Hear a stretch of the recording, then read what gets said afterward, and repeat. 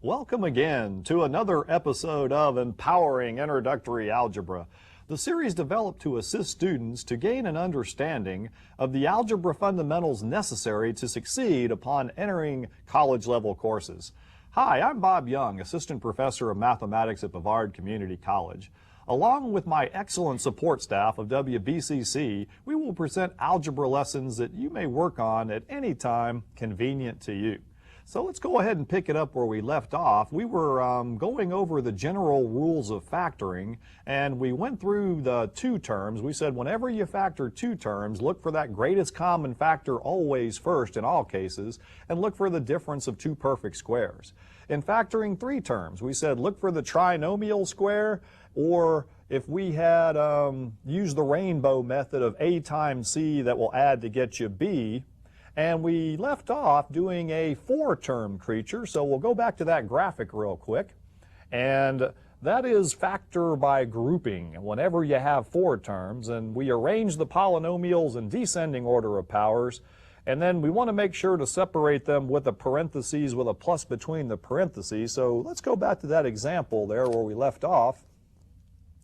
And I went ahead and I saw that in these four terms there was an x in common, so we went ahead and pulled the x out, which went ahead and decreased all the powers here by, wait a minute here, I've got to recheck this one here now that I looked at it, because this one is not in descending order of powers, is it here? So let me first get rid of this and say, whoops. See, that's what happens when they rush me, when I try to go off the air here. I mean, you can make those silly mistakes. See, so it can happen to me. Don't feel bad. I mean, you do not rush when you do these, because, boy, I tell you, you can make mistakes. Let me set this thing up right. So this should read x to the fourth power minus 3x to the third power plus 7x squared minus 21x. All right, so let's get it in descending order here, this original problem. And now we can go ahead and take that common what out of here? X. So let's go ahead and set this thing back up. So that'll leave us with x to the third minus 3x squared plus 7x minus 21. So I'm glad I caught that. And you can catch yourself as well there. So go ahead now and let's group them, factor by grouping. Now, you know, on an example like this, the reason I chose this one is that students sometimes will forget about this, which is called the what? Greatest common factor. So do not forget this guy out front here, but let's go ahead and just put him down as part of the answer here, because he's going to cause problems with it out there. Because now I have to factor out something in common in this first parentheses, which is a x squared. So I'm going to take the x squared out of these two guys, which will leave us with an x minus 3. And you can check that by distributing back. See, so taking that x squared out of here with this x out here could cause problems. So let's just bring this x, this greatest common factor we took out initially, down here on the bottom. I don't think I worked a factor by grouping problem like that yet. All right. Now, what comes out of this pairing? A common factor of 7 will come out. So we'll go ahead and take a 7 out of each term, and that will leave me with x minus 3. And notice what we're at. Yes, our friend the bi-bi. The binomial with a binomial in common. So you can hum a few bars of bye-bye, Miss American Pie. And you can take out that common x minus 3 that's common to both of these two terms and put what's left in here for the final answer. Running out of paper, but we'll get it. After I take the x minus 3 out, I'm left with what's in front? X squared plus 7. And remember again, you can check factoring by foiling this back together, running the x through. Once you foil it back, you'll get back to where you started. So again, we're picking some of these review problems factoring that are really tough here, so be careful. All right, let's go to the next graphic now. And we want to talk about solving equations by factoring. And these are called quadratic equations. So the first thing we want to do when we solve quadratic equations is identify what's called the zero product principle. Now, you don't want to do this in your homework. You don't want to do the zero product principle there. You want to put a lot of effort out. But what it says, the zero product principle, if A times B equals 0, then A must be 0 or B must be 0. All right, and let's go to some more examples with that here. Notice I've even put the extended zero product principle down. I did the whole alphabet.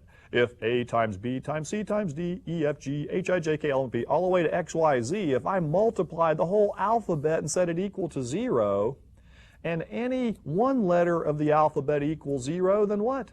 The whole thing's 0. It's that multiplication property of 0 we talked about. So some examples in algebra with this. Here we've got x plus 3 times x minus 5 equals 0, and we want to solve this for x.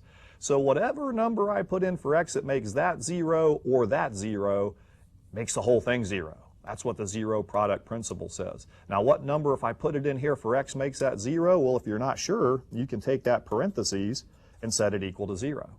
X plus 3 equals 0. Or you can take the second parentheses, set it equal to 0, and solve for x. Now most of you say, Young, I can look at that and tell what makes it 0, but if not, here's the proven method. Now to solve an addition equation, this is good review from previous things. We subtract from both sides and we get x equals -3. So -3 would make that 0, and if one's 0, the zero product principle says it's all 0.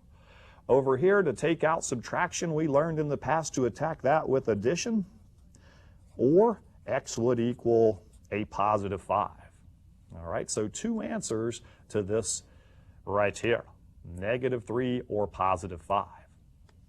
Let's look at some others. Solving quadratic equations by factoring. Now here, I have three things multiplied together. 1, 2, 3 that equals 0. So whatever makes one 0, remember, makes them all 0. So what makes this y here 0? Well, when y equals 0. 0 makes him 0. And if he's 0, they're all 0. Or what makes this one 0 if I plug in a 2 for y? 2 minus 2 would be 0. Or how about this last answer here? What would make that parenthesis 0? A -7. So you can kind of look at some of these and you can go ahead and write out the answers. So that one would have 3 numbers for y that would make it 0. All right, now look at this one. Holy cow, Young, you're getting really crazy with these. All right, so we can go down here. Now notice there's just a plain old number in front of this next example with no variable in it. All right, now remember, this is 5 what with all these parentheses? Parentheses means multiply. It's 5 times that, times that, times that, times that. So if we don't like that 5 there, we can divide both sides of the equation by 5 and chop those out. Anything divided by itself is 1, and we gave it the yeah. Okay, now when I divide 0 by 5, doesn't matter, I still get 0. 0 doesn't care what you do to them. All right, so now I can get my 4 answers here. You can look at this first one and tell what makes that parenthesis 0 when x is 7. This one you may not be able to tell just by looking at it what x would be to make that 0. So you can come down here and take that whole parenthesis, set it equal to 0. All right, so to solve this for x, we have a little mini equation here from past lessons. Great review at this time. So first we want to isolate x by getting rid of the subtract 7. How? The BS is back. Add 7 to both sides. I know what some of the film guys are saying back there, the BS has never left, Young. You've been up there. All right, but anyway, you're going to have 2x equals 7. All right, now to take out 2 in front there, that's 2 times x. We're going to divide both sides by 2, and we're going to get x is 7/2. All right, so that's my second answer. Let me sneak it in over here. So 7 made that first one 0. 7/2 will make this one 0. And we can keep doing that. I'll do one more here. Let's take 5x plus 2 and set it equal to 0. This will help us work on our equations a little bit. Good equational review. So to solve this mini equation for x, we want to get rid of the plus 2. How? By subtracting it. And if you do it to one side of something equal, BS, both sides. And then that leaves us with 5x equals a -2. Those 2's go out. Divide both sides by 5. X is a -2/5. So I'm just stockpiling answers here for x. I've got 7, 7/2, -2/5. Now you guys ready for the shortcut here? The shortcut? Notice these answers, 7/2. And look at this up here. We've got +7/2 out of that. look at this one. We ended up with a negative 2/5. Something about these answers and these numbers here and the signs, what we're doing is actually taking the opposite of the second number and putting it over the first number. So let me cheat and get this third one. And it's not cheating if you're smart, so you don't have to keep setting these things equal to 0 all the time. This answer would be 17/11. Now if I take 17/11 and I put it in here for x, which I'm going to, what happens to 11 times 17/11 if I put that in for x? Well, the 11's chop out, leaving me with 17 minus 17, giving me 0. See, so there's a little cheater's rule, and I'm going to run through that with you to save you time, because you know what they say about time. Time is money. Yeah. All right, so shortcut. Here we go. You just get these things on this network, I tell you. Now look at all these nasty ones. If I took each one of these and set it equal to 0 and solve those mini equations, it'd take me forever. So let's do the cheater's way, and I want you to follow along here. So what answer would x be to get 0 here? Take the opposite of the second term's number divided by the first term's number. See, so here's the shortcut to solving. Take opposite of second term number, divide by first term number. So the opposite of that is a positive 1 over 4, 1/4. What would the next one be? The opposite of the plus 2 minus 2 over the first term's number, 3, minus 2/3. Y'all like that shortcut? How about the next one? The opposite of the negative 11, positive 11/5. And boy, as they get larger, this is a really nice little trick. The opposite of a plus 17, minus 17/6, and there are your 4 answers. How about that? What a time saver. See, so if you were to set them all equal to 0 and go through the equational things, you would get that, guaranteed. All right. Now look at this one. This is about as bad as they can possibly get, young. 1, 2, 3, 4, 5 things with variables multiplied to equal 0. Now 5 times x, 5x equals 0, what would x have to be? X would be 0. Okay, so that first answer, 0, would make the whole thing 0. And remember, if 1, 0, any one of them, the zero product principle says if you're multiplying, they're all 0. Excuse me. Next one. How about this one right here, the trick? Minus 9 over 4, as golfers would say. And next one, positive 11 over 6. So that's a nice little shortcut rule. Now, it really even works with one like this. Y'all would say, I can look at that and tell it's negative 2, young, but you would say that would be negative 2 over what numbers in front of x? 1. See, so it even works with one like that. Now, that just becomes plain old negative 2, so we usually don't write the 1 there. Yeah. And then the last one would be 2/13. All right, so in this case, we had 5 variables multiplied to equal 0, which yielded 5 answers that would make each one of these separate things, parts, 0. All right, so that's a nice little shortcut. Thought I'd show it to you. Now let's go to some equations here. All right, equations. So we're going to get into some like this, and I have a graphic on that too as well. Let's look at that real quick. They basically say the same thing, but solving quadratic equations by factoring. Now let me bring my hand up. I haven't had the hand here for a while. All right. Notice we're still in that good old ax squared plus bx plus c format, and a is still going to be greater than 0, which means it's going to be a positive number. All right. So the only difference in what we were doing and what we're doing now is we have the equal 0 right here. So I like to play with this stuff when the film guys let me there. Play with the hand. Now watch the hand disappear. Say bye. Whoop. Okay, bye-bye. He's out of here. All right, so let's go back to the example here.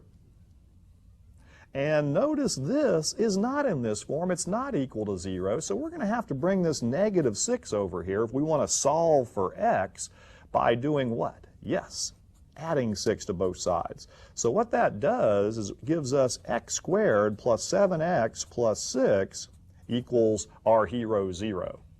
All right. Now, can you look and just tell what numbers are going to make that 0? I can't. So that's where the factoring comes in we've talked about. And this is a factoring example, and there's a 1 in front of the x squared. So we can say 1 times 6 is 6. Factors of 6 to get me 7 in the middle will be 1 and 6. Signs would be plus and plus because remember, the outside factors will always add to give you the middle.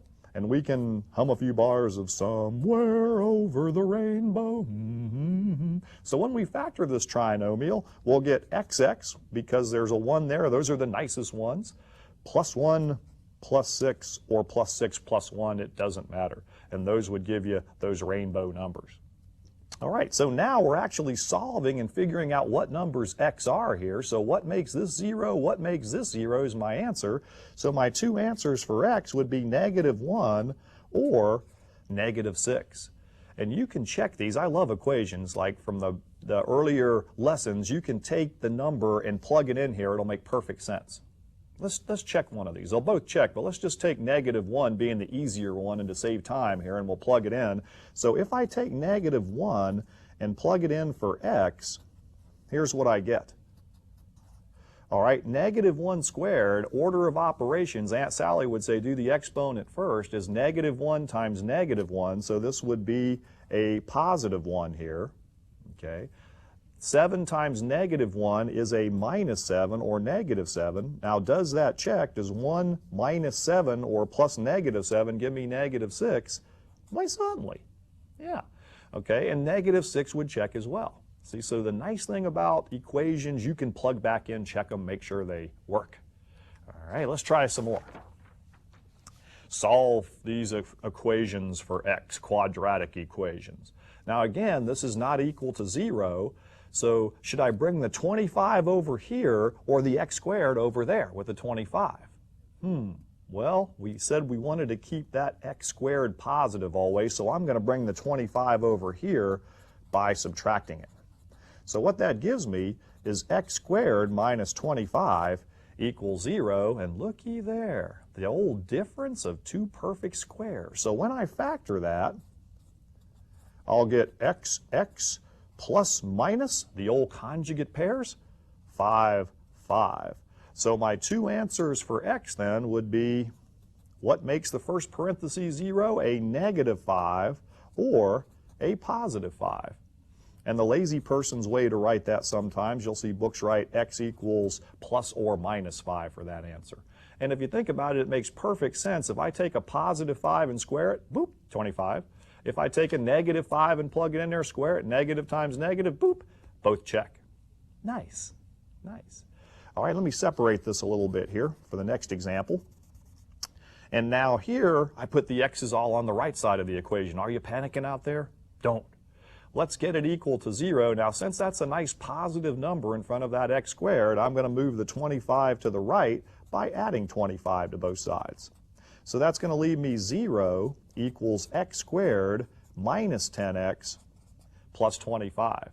And look what we have here, Young. The first and last terms, perfect squares. The old friend, the trinomial square, it looks like. And when I factor it, I'm going to get two of the same things. In this case, xx minus minus, what? Yes, 5, 5. See, so I only get one answer to this one, surprisingly enough, because both of these came out to be the same thing, and when I FOIL it, it checks. So only one answer to this quadratic equation, x equals 5. Okay, so if I take 5, plug it in there for all the x's, it will make perfect sense. Okay. Let's do a few more with more complex things in them, because like we said, we just don't do the easy things, we do the more complicated things here. So now we're going to take this 2, we want to make sure it's equal to 0 and get it in that format by subtracting it from both sides. So we'll get 12y squared minus 5y minus 2 equals 0. So in order to solve this equation now, nothing in common to take out, so I'm going to go ahead and multiply the outside two terms. So if you can factor from previous lessons, boy, you're going to be real good at doing these and getting what values that y is. 12 times 2 is 24. What factors of 24 will give us 5 in the middle? I think most of us have been practicing this. We'll say, hey, 3 and 8. Since that's a -5, we will have to have a -8 plus 3. And those signs will have to be opposite to give me a -2 here on the end anyway. All right, so when I go to break this apart, there's some different things we can look at here. We can say 12y, except there's only one problem with that, is 12 times nothing gives me one of these rainbow numbers. So let me try again. 6y, 2y. Well, 6 times nothing gives me one of these, so I know it has to be 4y, 3y. All right, so we can force these, you know what. Rainbow numbers. So let's make our rainbows. 4 times what gives me a plus 3? Nothing. So it must be the minus 8. 4 times a minus 2 gives me the minus 8 on top, which means I'm going to get the plus 3 on the bottom if I know what number to put right there. And since these go together, 3 times what gives me a plus 3? Plus 1. All right, so now I've got it factored. Now I can use my shortcut, if I remember it, to go ahead and get the 2 answers for y, rather than taking that whole thing, setting it equal to 0, that whole thing. If you remember that nice shortcut, we'll come sneak over here and say y equals what 2 answers? Negative 1/4, the opposite, second over first, or positive 2 over 3. Positive 2 over 3. Now, if you struggle with fractions, boy, taking one of these and plugging it back up in here and making sure it checks, that would really help your fractions out too. So you'd actually have to square a negative 1/4 times 12. You probably have some chopping going on in there. Minus 5 times negative 4 would be plus 5/4, and I bet you it'll come out too.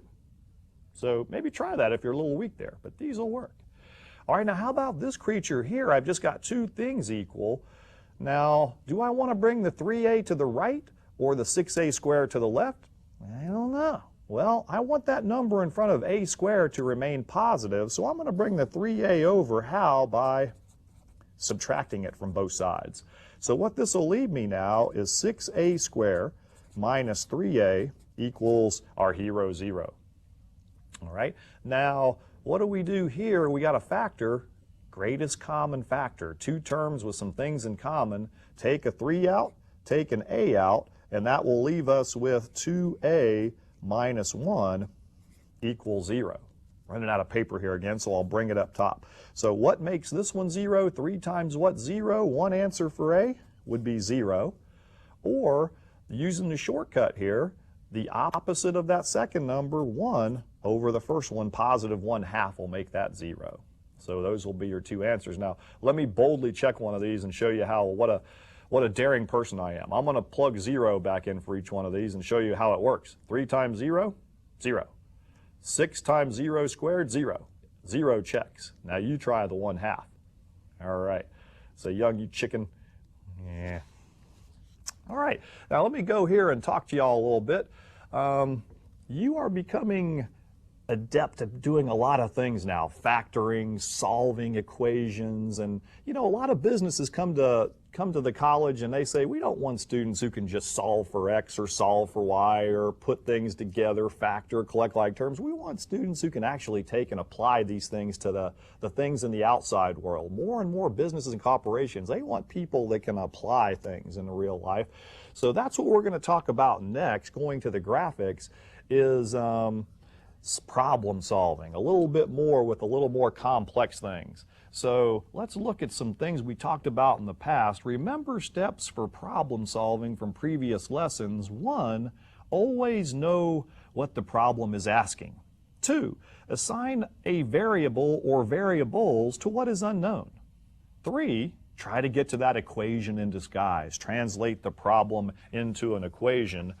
And 4, solve the equation and answer what was being asked clearly.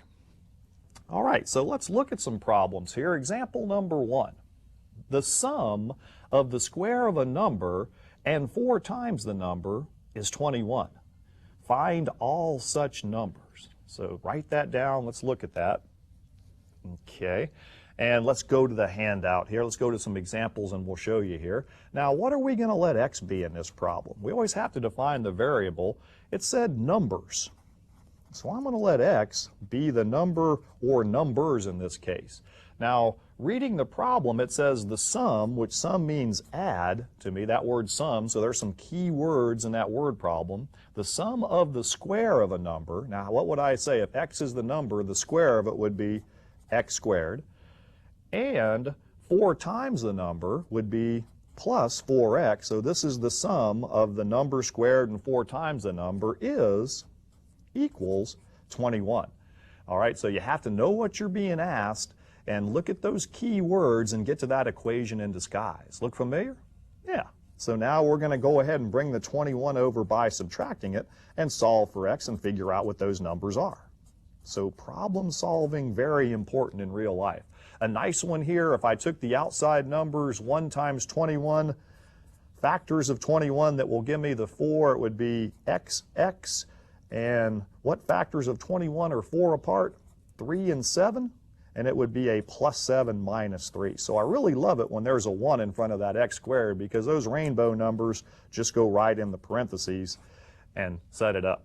All right, so my two answers then would be 3 or negative 7.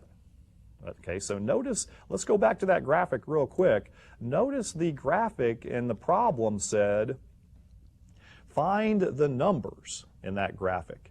So make sure when you read these problems, you are reading them correctly. All right, let's go to the next graphic. Number 2, the width of a rectangle is 3 feet less than its length. The area of the rectangle is 18 square feet. Find its dimensions. We're going to talk about some problem solving late into this episode, maybe early into the next one when we come back. All right, so you can see where you can use these quadratic formulas. So let's go to the examples now here. And I always like to draw a rectangle when I do a problem with involving rectangles, and they always usually compare lengths and widths to these things. Some way or another, they're going to somehow tie these together. Now, in this case, it says the width is 3 feet less than the length. So you know which one I'm going to let x be? I'm going to let, based on that last graphic there, x be the length. And if the width is 3 feet less than that, now remember, less is that word, whatever comes first is written last. 3 feet less than x would be x minus 3. Okay. So one thing you need to know in this problem is the area of a rectangle is length times width. All right, so I'm going to go ahead and multiply length times width here, and I'm going to get x times x minus 3 equals the area given in the problem was 18 square feet. Okay, so again, look what we have to do here. Our old friend distributes back, so I'm going to take x and distribute it through here, and that's going to give me x squared minus 3x equals my friend 18 over here. All right, bringing the 18 over by subtracting it, I'm going to get x squared minus 3x minus 18 equals 0. So I can factor and get my two answers here real quick. And factors of 18 that will give me 3, it's going to be x minus 6 times x plus 3. All right, two answers, x equals 6 or negative 3. Now, which rectangle do you want out there?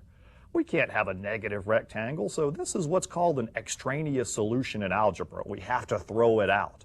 All right, so we can't have negative 3 there. So the answer, the only one that makes sense in this word problem real life context is 6. So we're going to go ahead and call the length 6 feet and the width 3 feet. And I think when you read that back with those answers in there, it'll make perfect sense, and you'll multiply and get 18 square feet. All right, we'll pick it up there where we left off on discussing applications. So in closing, remember what it takes to succeed in mathematics. Practice enough to become proficient. Keep all materials organized, and don't leave gaps by missing or skipping lessons, because math builds from topic to topic.